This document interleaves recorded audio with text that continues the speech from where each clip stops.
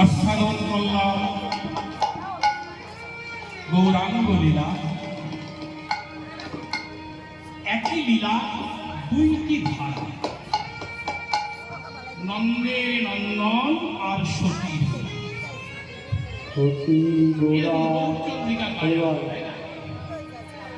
গৌরচন্দ্রিকা হলো যে পালা একটা নির্দিষ্ট গৌরচন্দ্রিকা, তদুচিত গৌরচন্দ্রিকা। বৃন্দাবনে যে ভাব, যে দশা, সেই ভাব এবং সেই দশা আজকে শ্রীকৃষ্ণ চৈতন্য মহাপ্রভু নিজে প্রকাশ করে জগৎকে জানিয়েছে। না হলে জগৎ কি জানতে পারত না, সে অপ্রাকৃত জগৎ। আজকে মহাপ্রভু শিবাসঙ্গন মানিয়ে রাস হরিনাম রাস মঞ্চ করি নৃত্যগীত করেছেন অগণিত ভক্ত। কিন্তু এবারে বৃন্দাবনে যে রাস মঞ্চ করি নৃত্য করেছে, কত ছিল গোপী?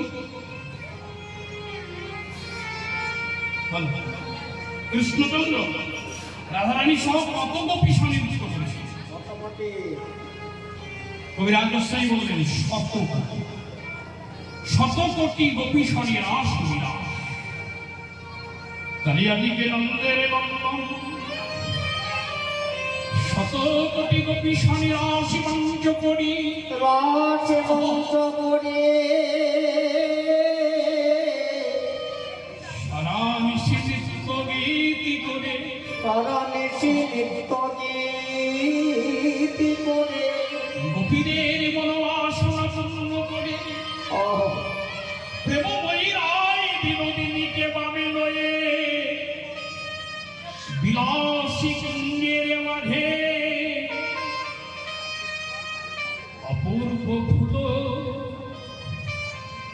কুসুম পালঙ্ক করে। নন্দের নন্দনে কৃষ্ণ রাধাকে বামে লয়ে ঘুমায়ে আছে, এই যে বিলাস কুঞ্জ রাধা গোবিন্দের যে স্বয়ং, এই স্বয়ং কক্ষে 9টি কক্ষ। একটি কক্ষে রাধা গোবিন্দ ঘুমিয়ে আছে, আর 8জন সেবা করা সক্ষম। 8টি গবাক্ষ রন্ধনা রাধা গোবিন্দের সায়নী বিলাসী দর্শন করেছে।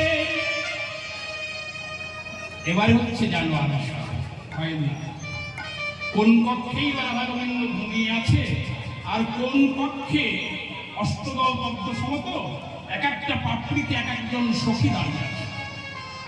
এগুলা কোন তত্ত্ব বিষয় কেননা নর্তন দাস ঠাকুর বলেছে, বৃন্দাবন রম্যস্থানে দিব্য চিন্তমণি ধাম, দিব্য চিন্তামণি ধাম, মনোহর মন্দির উজ্জ্বল, রতন মন্দির মনোহর, আপ্রীত কালিন্দীর রাজহংস কেলি করে, কুবলয় কনক উৎপল, তার মধ্যে হেমপি অষ্টদলেতে বেষ্টি, অষ্টদলেতে বেষ্টি, অষ্টদলে প্রধান নায়িকা, প্রধান নায়িকা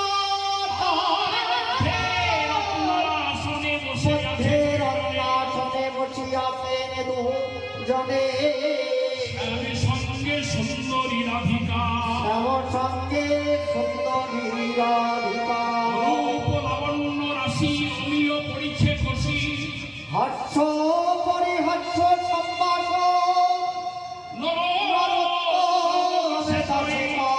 নিত্যলীলা সুখময় সেবা দিয়া রাখো চরণ। তাহলে একটি কক্ষে গোবিন্দ ঘুমিয়ে আছে, 9টি কক্ষ। আরিয়ন সখী ঠিক অষ্টদল পদ্ম দেখেছেন, এক একটি পদ্মের দলে দাঁড়িয়ে, মাঝখানে ওই রাধা গোবিন্দের শয়ন বিলাস দর্শন করছে। দেখতে দেখতে যেমন বাহিরের গগনে মন্ডলে নয়নে দিয়েছে, নয়ন দিয়েছি। ললিতা বলছে, বিশাখা চেয়ে রাখি গগনে তো আর নিশিনে, কিন্তু আমাদের রাধা গোবিন্দ তো এখনো জাগিল না। গোকুলবাসী সবাই জেগে গেল, গোকুলবাসী জেগে গিয়ে যদি রাধা গোবিন্দকে একই জায়গায় ওইভাবে একত্রে ঘুমাইয়ে থাকতে দেখে, তাহলে রাধা রানীর কত কলঙ্ক হবে। আবার কৃষ্ণ রায় বিনোদিনী কৃষ্ণ তোমাদেরকে বাক্ষী করাই এমন ভাবে ঘুমাই আছে, সুখনিদ্রাও তো ভাঙছে না। সবাই চিন্তা করছে, বাহিরে দেখেছে দশ বিশ নিরমল ভেদ পরকাশ, ভেদ পরকাশ 10 দিক পরিষ্কার হয়ে গেছে। সহজে গতির মনি উঠল তোরা, উঠল তোরা। রাস্তায় ভয়, কি ভয়? রাধা গোবিন্দ যে একত্রে ঘুমিয়ে আছে, যদি জগন্নাথ দেখে ফেলে লোকে কি বলবে? রায়ের কলঙ্ক করবে না, কি করবে? কিন্তু এটা হচ্ছে বাহিরের কথা, অন্তরে কিন্তু কেউ যে রাধা গোবিন্দের সুখনিদ্রা ভেঙে যায় এটা কিন্তু কেউ জানে না। বৃন্দাবনের একটা পশু পাখি কীট পতঙ্গ সবাই কৃষ্ণ সুখী। তাই দেখুন প্রভাতকালী ওই যে দ্বিজ করে ধ্বনি করে বললাম না, তাহলে দ্বিজ মানে পাখি, কিন্তু না বলে গগনমন্ডল এই ঋষি নাই দেখে পাখিরাও ধ্বনি করেছে, ধ্বনির মধ্যেই দেখুন প্রকট করে বলছে। ধ্বনিটা দেখুন এক একজনা, তাহলে আমরা বুঝতে পারবো যেটা কেউ রাধা গোবিন্দের সুখনিদ্রা ভেঙে যায় এটা চাই না। দেখো দেখো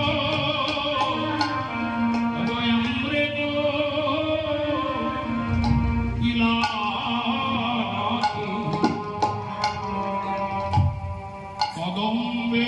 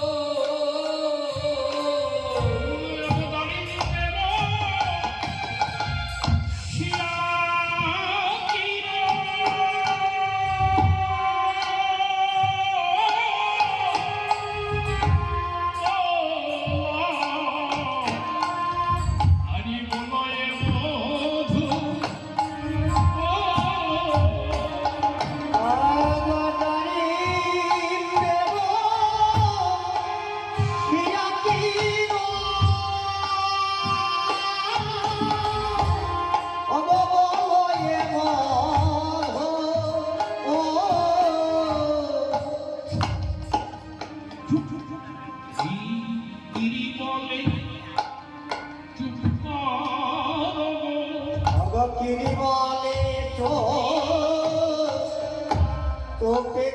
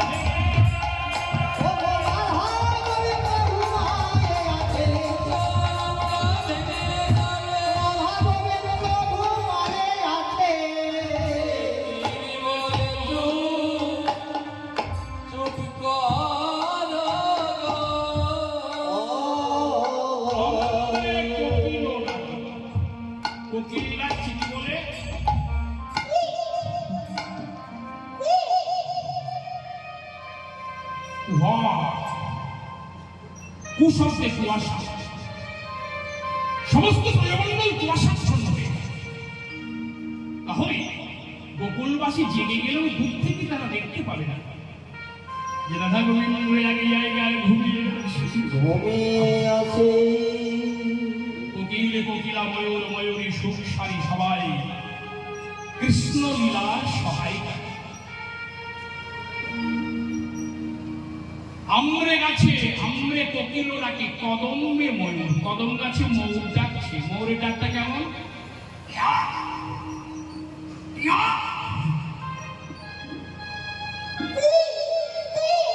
পরে কেউ প্রভাতকালে কুহু কুহু করে ডাকছে কি? রাধা গোবিন্দ ঘুমিয়ে আছেন, জেগে যাবে।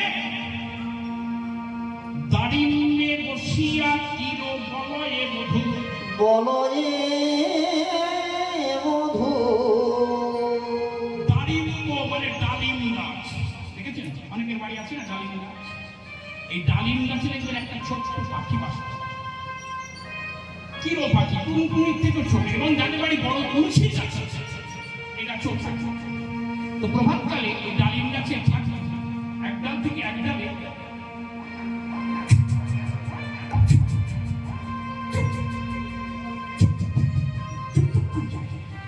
আর বলে রাধা গোবিন্দ ঘুমায় গেছে। তাহলে কেউ যে রাধা গোবিন্দের সুচরিত্রা ভেঙে যায়, এটা কিন্তু কেউ চায় না। কেউ চাই না। দেখো দেখো দ্রাক্ষাড়ালে বসি ডাকে, কপোত কপোতে রাখালে বসে রাতে, কপত কপতে।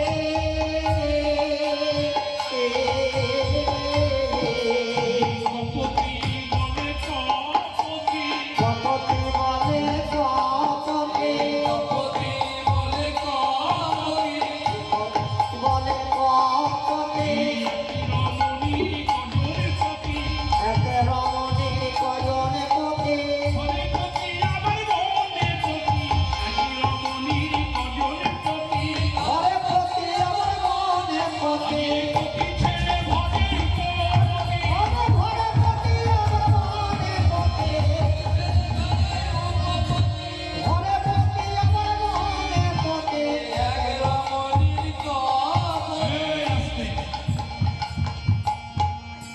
দ্রাক্ষা ডালে বসি ডাকে। দ্রাক্ষা ফল দেখেছেন? খেয়েছো? দ্রাক্ষা মানে কি? আরে কদিন আগে খুব সস্তা গেছে। দ্রাক্ষা কেউ খায়নি? খেয়েছে। দ্রাক্ষা ফল মানে আঙুর ফল।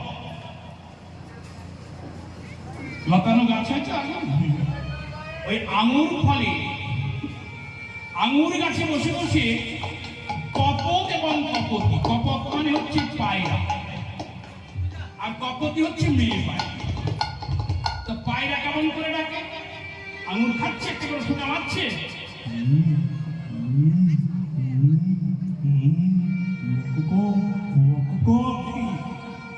পায়রা ডাকে না, দেখবেন পায়রা ডাকছে রাধা গোবিন্দ ঘুমাই আছে তখন কপতি মানে মেয়ে পায়রাটা বলছে, কপক হে, তুমি তো সেই প্রভাতকাল উঠে করে ডাকছ, আমি তোমার কাছে বলতে আসছি, আমি তোমার কাছে একটা জিনিস জানি, তুমি আমার বলো না, আমি চলে যাবো। গাড়ি দায় এখানে একটা বিশ্বাস আলোচনা তো বৈষ্ণব মানুষ এসেছে না, একই আসলে বসতে একটা আসুন দিয়ে দিন।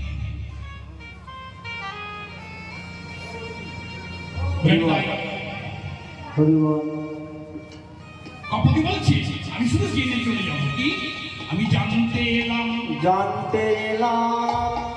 একটা রমণীর কথা বলতে, পতি ছেড়ে যদি কেউ উপপতি গ্রহণ করে তাহলে সমাজ তাকে কি বলে? অসতী নারী বলে, তাই না? আমাদের বিবাহিত স্বামী পতি আছে, সেই পতিকে পরিত্যাগ করে যদি আবার একটা কেউ পতি হয়, তাহলে সেই রমণীকে অসুখী রমণী বলে না।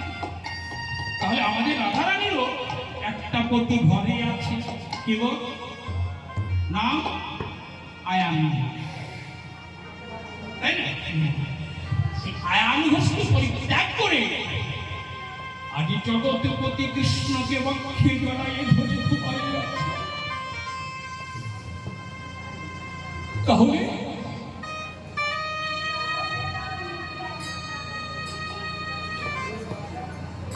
আমাদের রায় কি অসুখী?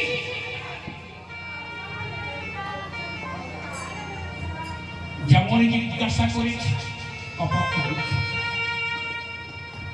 তখন বৈষ্ণবী কবি পাশে থেকে গিয়ে বললেন, কপতি ঘরে যে আছে পতি ও কথা বলো না, ও কথা বলো না, নিত্যপতি সঙ্গে করো অনিত্যের তুলনা, অনিত্যের তুলনা। বলে ঘরে আছে পতিত পতি, ঘরে আছে অপতিত পতি, ঘরে আছে পতিত পতি, ঘরে আছে অপতিত পতি, ঘরে আছে নিত্য পতি, ঘরে আছে অপতিত পতি, ঘরে আছে নিত্য পতি, যে পতি পতি জগৎপতি। ঘরে আছে নিত্য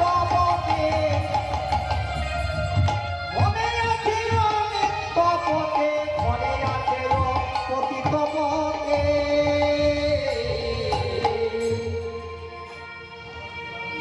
ঘরে যে পতিত আছে, পতি আছে, সেটা পতিত। পতিত মানে এই পতিত শব্দের অর্থ হল কৃষ্ণ বহির্মুখী জীবকে পতিত বলা হয়। আয়ানগ্রস্ত কৃষ্ণ বহির্মুখী, কৃষ্ণ বিদ্বেষ, তাই না? কিন্তু বনে আছে রায়ের নিত্য পতি, সে পতিরও পতি। এখন প্রশ্ন হল, ওই আমরা বলি না, হে কৃষ্ণ করুণা সিন্ধৌ দীনবন্ধৌ জগৎপতি, ত্রিজগতের পতি হলেন কৃষ্ণচন্দ্র।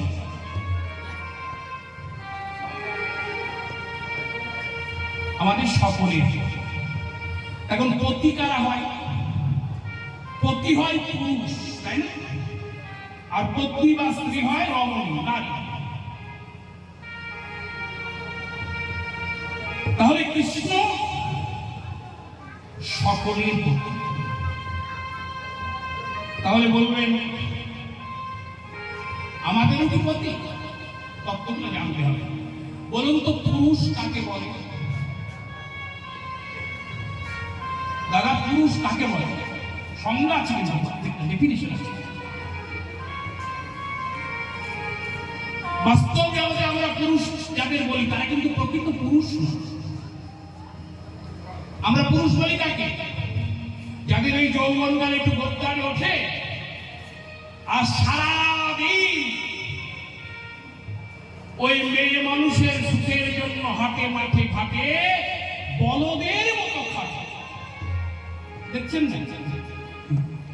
আমরা সব পুরুষ, কিন্তু জানতে হবে আমরা কেউ পুরুষ। ব্রহ্ম সূত্রে বিশ্বস্রষ্টা ব্রহ্মা যিনি জগৎ সৃষ্টি করেছেন, তিনিও 555টি ব্রহ্মসূত্র লিখেছেন, যে গ্রন্থ মহাপ্রভু দাক্ষিণাত্য থেকে উদ্ধার করে নিয়ে এসেছে। এই ব্রহ্ম সংহিতা আর কৃষ্ণ কন্যামৃত নামক মহাপ্রভু, সেখানেও ব্রহ্মা প্রতিটি সূত্রের সাথে বলেছে গোবিন্দম আদি পুরুষ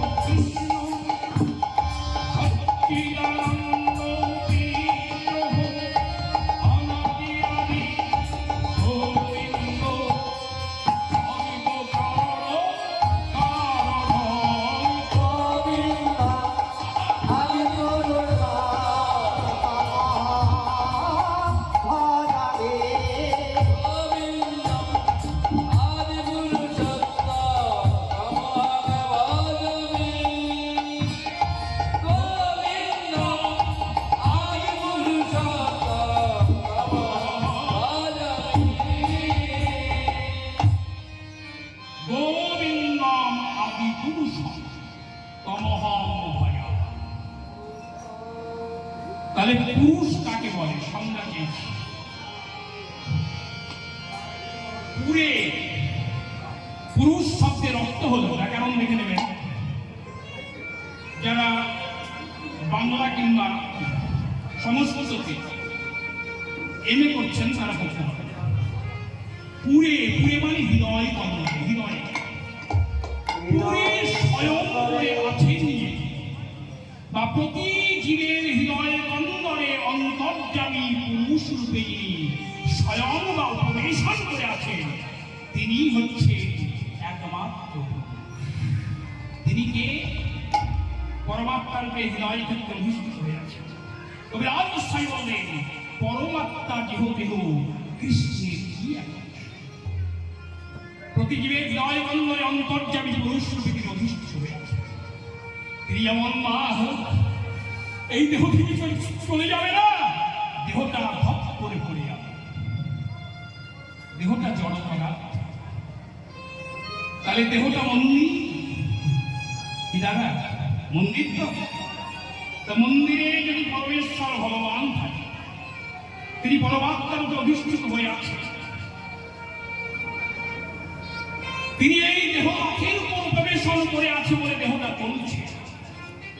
তিনি যখন নেমে যাবে, রথটা চলবে। তাহলে তাই যদি হয়, মন্দিরে যখন বিগ্রহ থাকে, কোন মন্দিরে বলুন, দুর্গা মন্দির বলুন, কালী মন্দির বলুন, কৃষ্ণ মন্দির, সেখানে কি কেউ মাছ টাছ প্রবেশ করে? মাছ মাংস নিয়ে যায় মন্দিরের মধ্যে? যায়। তাহলে দেহটা যদি মন্দির হয়, তাহলে দেহ মন্দিরের মধ্যে কত অভক্ত ভক্ষণ করছো, তাই না? পরমাত্মা ভগবান চলে যাচ্ছে কেন? ভগবান সব সইতে পারে, ভগবান কখনো অনাচার সই। এগুলা হচ্ছে শিক্ষা। তাই আমরা কেউ পুরুষ নয় বা পুরুষ নয়, আমরা তো আর কোনো প্রতি জীবের হৃদয়ের মধ্যে স্বয়ং করতে পারি না, তাই কি? ক্ষণকালের জন্য হয়তো কেউ কেউ বা অনেকে ওই দেহের উপর স্বয়ং করে বলে আমাদের পুরুষত্ব অভিমান আছে, কিন্তু আমরা কেউ একমাত্র পুরুষ হচ্ছে কৃষ্ণচন্দ্র। ও কথা বলবো না, তখন কপতি বলছে বেশ বেশ বলবো না, এতক্ষণে আমার জ্ঞান হলো।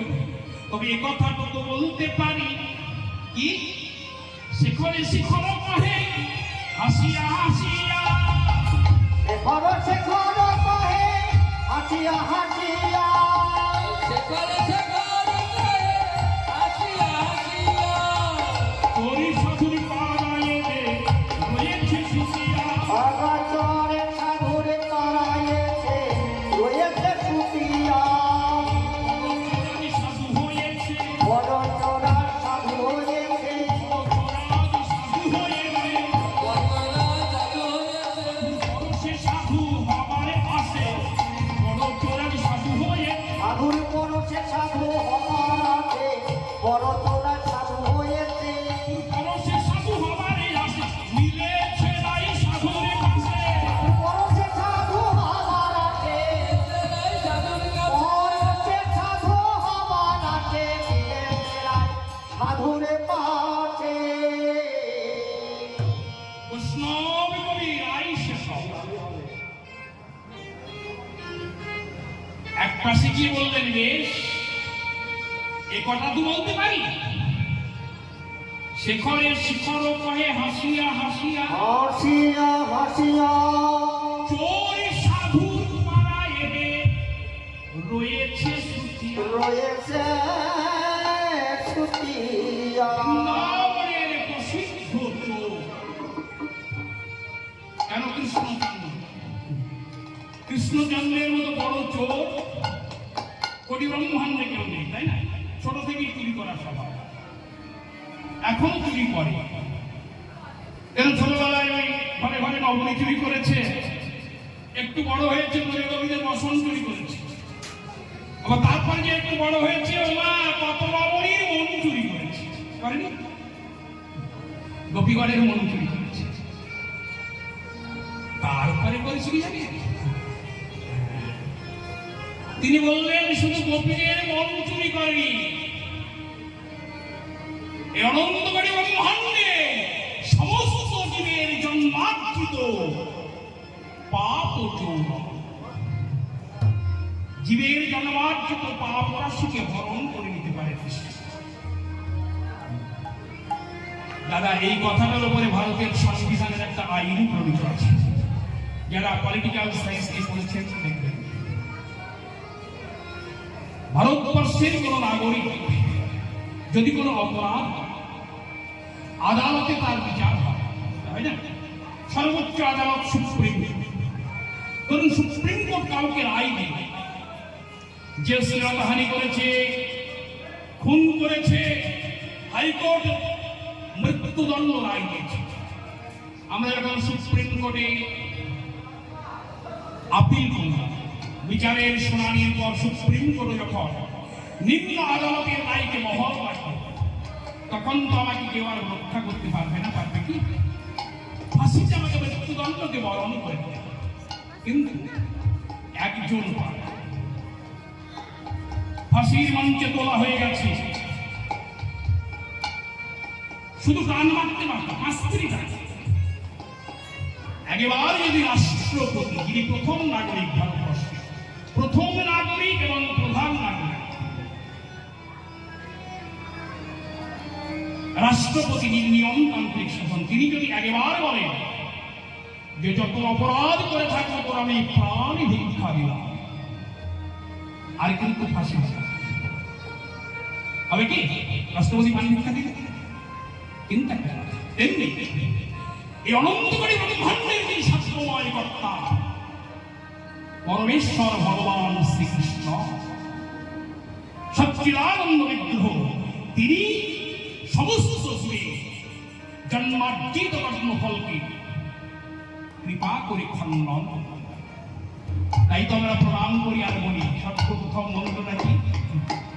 আসমন করার পরে বলতে হয় না, পাপহং পাপকর্মাহং পাপদেবাপসম্ভবং মহিমানিন্দরিকাক্ষং সর্বপাপহরো হরি। হর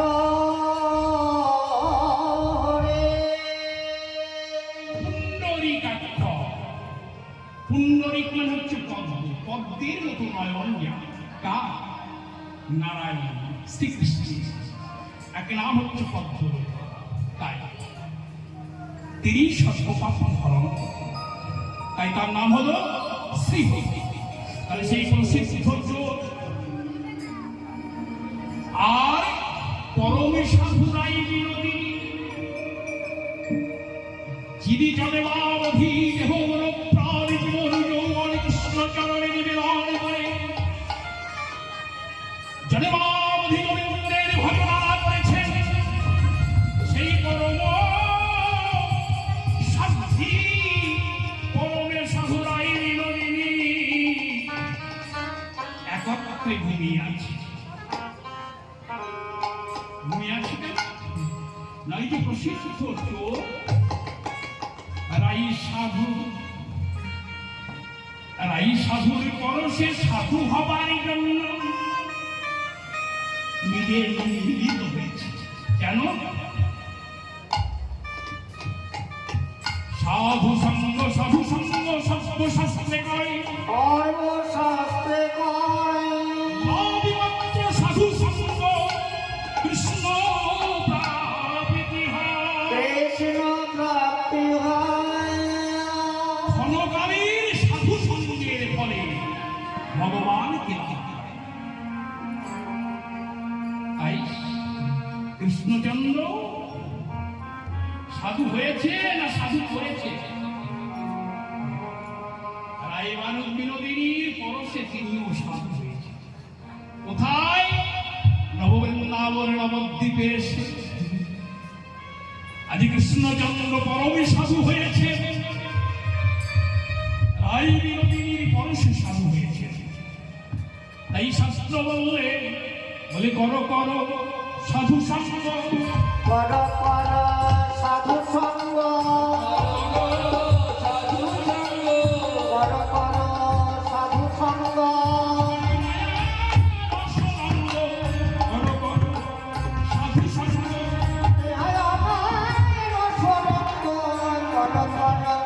সাধু সঙ্গ করো সাধু সঙ্গ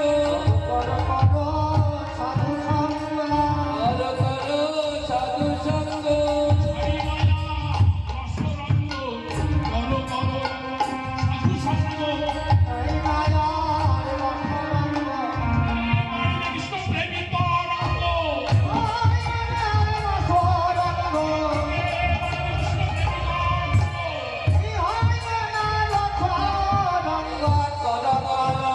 সাধু কৃষ্ণ প্রেম তরঙ্গ বাড়ি। তাই কেউ আমরা মানুষ একমাত্র পুরুষ হচ্ছে পরমপতি কৃষ্ণ। এইবার সেবা করার সুযোগ দেখেছে গগনের আর মিশিতে পরমপতি কৃষ্ণ চন্দ্রকে পূজাগাতে হবে। তাই করিলেন কি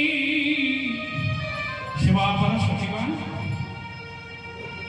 রাধারানী রাধা গোবিন্দকে জাগাবার জন্য আর বিলম্ব করা হবে না, জাগাতে হবে। তখন বসে চিন্তা সব দেখে উঠছে অগ্নি বলতে লাগে ও